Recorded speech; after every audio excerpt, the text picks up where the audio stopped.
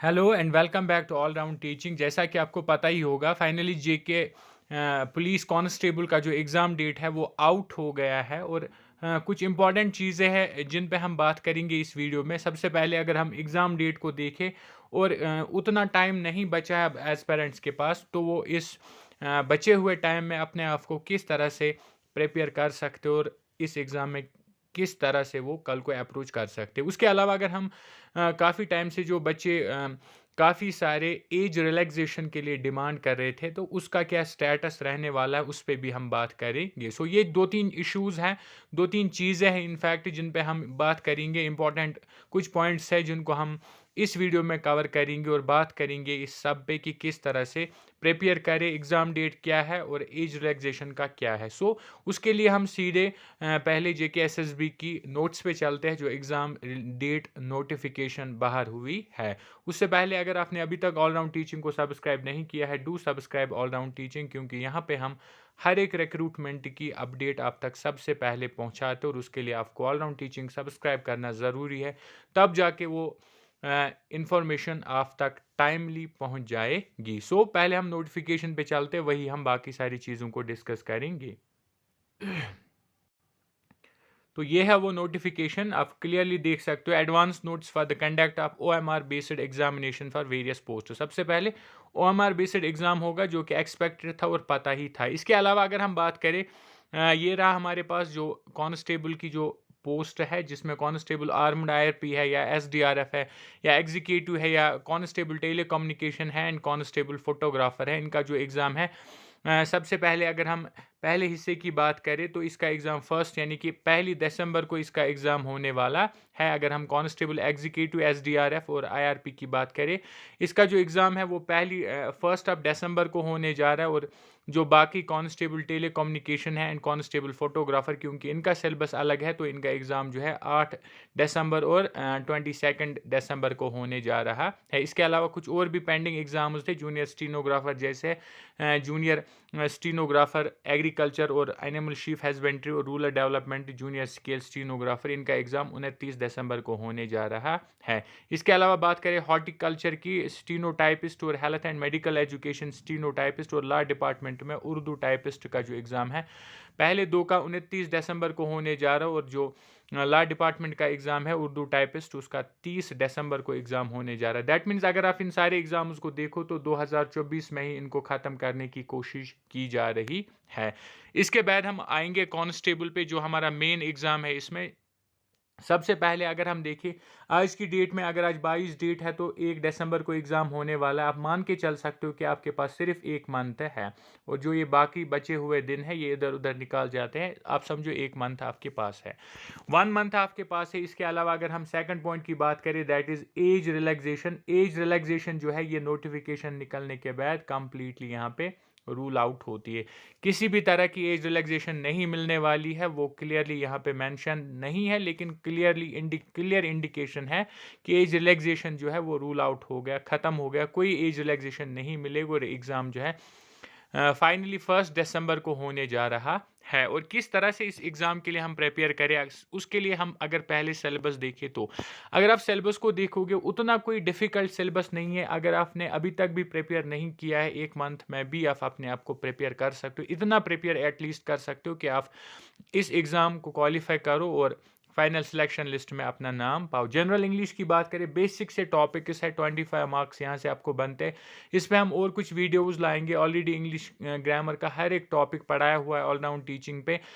इसके अलावा general knowledge and current affairs की बात करें, 25 मार्क्स है, ये भी उतना डिफ़िकल्ट नहीं है। ये अगर आप एक हफ़्ता भी पढ़ोगे तो कवर हो जाएगा। एक हफ़्ता अगर आप इसको पढ़ोगे, बाकी जो दिन है वो बाकी उसमें आप ख़त्म कर सकते हो ईज़िली। और इसके जो वीडियोज़ है वो भी हमने पढ़ाए हुए हैं, ऑलरेडी वीडियोज़ पढ़े हुए हैं और कुछ हम फिर से लाएंगे इस टाइम में जो बचा हुआ टाइम है। General knowledge with reference to J and K की बात करें, 10 मार्क्स है, ज़्यादा मार्क्स इससे नहीं बन रहे हैं, कम ही मार्क्स है। मेन चीज़ें जो JNK को लेके है वो आपको याद रखनी पड़ेगी।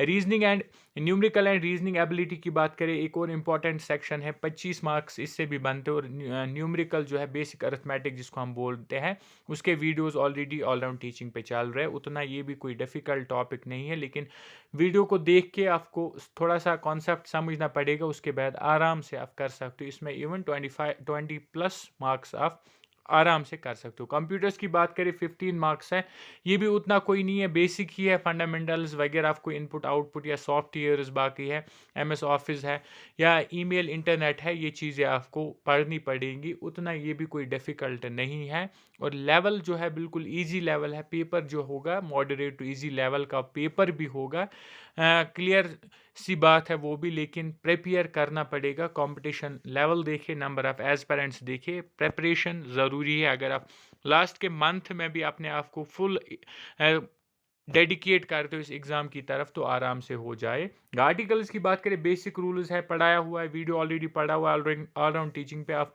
उस वीडियो को चेकआउट कीजिए, आपको दोबारा आर्टिकल्स कहीं से सीखना नहीं पड़ेगा। सेम चीज़ क्लासेस का है, प्रोनाउंस का है, होमोनॉम्स होमोफोन्स का है, टेंसेस का है, क्लासेस का है, हालांकि क्लासेस 2 बार आया, पंक्चुएशन है, सिनोनियम एंटोनियम्स है, या एनर्गीज है, या ईडियम फ्रेजेस है, या यूजेस ऑफ प्रोपोर्शन है। हर एक टॉपिक पढ़ाया हुआ है। अब हम इन पे MCQs लाएंगे और उनको डिस्कस करेंगे पर्टिकुलरली इस एग्ज़ाम के लिए।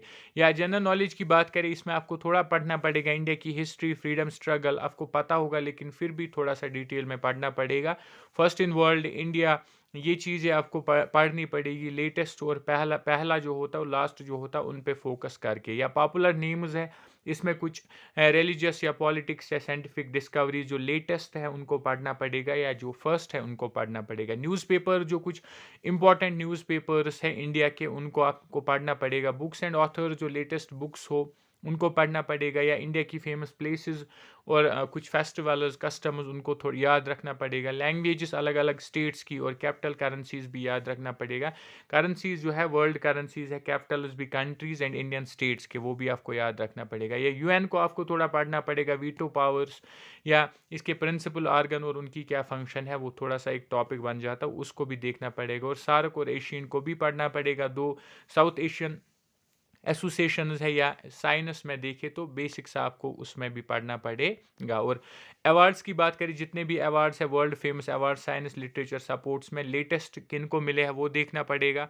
या नेशनल अवार्ड्स इंडिया के इन्हीं फील्ड्स में अवार्ड्स जो लेटेस्ट है वो देखना पड़ेगा। या क्लाइमेट एंड क्रॉप्स इंडिया का एक टॉपिक है, पढ़ना पड़ेगा। 1 हफ्ता इसको आपको लगेगा, लेकिन उसके बाद आप इसमें अच्छे मार्क्स जो है हासिल कर सकते हो। इसमें भी बहुत सारे टॉपिक्स ऑलरेडी पढ़ाए हुए इन डिटेल ऑलराउंड टीचिंग पे अवेलेबल है, आप जाके उनको भी देख सकते हो। जैसे सेंट्रली स्पॉन्सर्ड स्कीम्स है, डिटेल में पढ़ा है, 1-2 वीडियोस में फुल डिटेल में पढ़ा है। यहाँ से जो भी क्वेश्चन बनेगा वही से हमारी वीडियो से ही आएगा, जो क्योंकि उसमें कोई भी पॉइंट छूटा नहीं है। इंडियन फॉरेन ट्रेड की बात करें, इकोनॉमिक का टॉपिक आ जाता है, इस पे भी आपको थोड़ा सा पढ़ना पड़ेगा, तब जाके हो सकता है। और JNK की बात करें, मेन चीज़ें आपको याद रखनी पड़ेगी। यहाँ से 10 मार्क्स है, हिस्ट्री, जियोग्राफी, वेदर, क्रॉप्स या इंपॉर्टेंट प्लेसेस, उनके बारे में इंफॉर्मेशन लेनी पड़ेगी आपको। और RTI एक्ट जो है, इसकी थोड़ी सी डिटेल पढ़नी पड़ेगी। इंडस वाटर ट्रीटी है, उसकी डिटेल आपके पास होनी चाहिए, आपको पता होनी चाहिए before appearing in this examination. Number system की बात करें, ऑलरेडी पढ़ाया हुआ है, MCQs के साथ परसेंटेज पढ़ाया हुआ है, MCQs के साथ या एवरेज, बाकी प्रॉफिट लॉस है, उतने डिफ़िकल्ट टॉपिक्स नहीं है, इजी टॉपिक्स है, इनको कवर करेंगे हम कुछ दिनों में, अब जाके अपने आप को प्रिपेयर कर सकते हैं। रीजनिंग की बात करें, ये भी बेसिक से टॉपिक्स है, उतना डिफ़िकल्ट नहीं है, इनको भी हम कुछ वीडियोस में कवर करेंगे। पहले कॉन्सेप्ट्स को समझना ज़रूरी है, उसके बाद जो है MCQs लगाने भी ज़रूरी है, ताकि कॉन्सेप्ट्स क्लियर हो और उनको प्रैक्टिकली आपको करना आए, कॉन्सेप्ट्स को आपके एग्जीक्यूट करना आए। फाइनली कंप्यूटर की बात करें, बेसिक यहाँ से भी है, लेकिन MCQs के साथ साथ थोड़े से डिटेल, थोड़ी सी थ्योरीज भी आपको पढ़नी पड़ेगी, थोड़ी डिटेल पढ़नी पड़ेगी, जो हम ऑलराउंड टीचिंग पे आपको पढ़ाते हैं और आगे भी पढ़ाएंगे। इसके अलावा बाकी जो सिलेबस है वो भी उसमें 1-2 सेगमेंट्स जो है डिफरेंट है। दैट मीन्स आपके पास ये जो 1 मंथ है, इसमें आपको ये फुल डेडिकेट करना पड़ेगा आपको इस एग्ज़ाम के लिए, तब जाके आप इसको क्वालिफाई कर सकते हो। और हम आपकी प्रिपरेशन में हेल्प करते हैं, ऑलराउंड टीचिंग हमेशा आपके साथ रहता है एग्ज़ाम प्रिपरेशन में, ताकि आपकी प्रिपरेशन और ज़्यादा अच्छी हो, बेहतर हो, और कल को एग्ज़ाम को क्वालिफाई कर सको। तो ये कुछ ज़रूरी चीज़ें थी जिनको डिस्कस करना था। अगर आप एक Jammu and Kashmir police constable के एक सीरियस एस्पायरेंट है तो ये चीज़ें आपको दिमाग में रखनी पड़ेंगी और अपने आप को प्रिपेयर करना पड़ेगा इस एग्ज़ाम के लिए, ताकि आप एक जॉब हासिल कर सको और आने वाली जो लाइफ है उसको आप अच्छे से गुजार सको, क्योंकि पैसा जो है इमीडिएट नीड है इस वक्त हर एक की। और गवर्नमेंट जॉब एक सिक्योर जॉब माना जाता है जम्मू एंड कश्मीर में। और अगर आप सीरियसली इस एग्ज़ाम के लिए पढ़ना चाहते हैं तो आप एक मंथ में भी अपने आप को प्रिपेयर कर सकते हैं। इस वीडियो में इतना ही डिटेल इतनी ही बात करनी थी इनफैक्ट। और इसका जो वीडियोस जो हम चला रहे हैं कांस्टेबल के लिए डेली बेसिस पे आ रहे हैं, और आज की डेट पे भी एक और वीडियो आपका आएगा अरिथमेटिक में से, आप ज़रूर उसको भी चेकआउट कीजिए। This was all for today, thank you.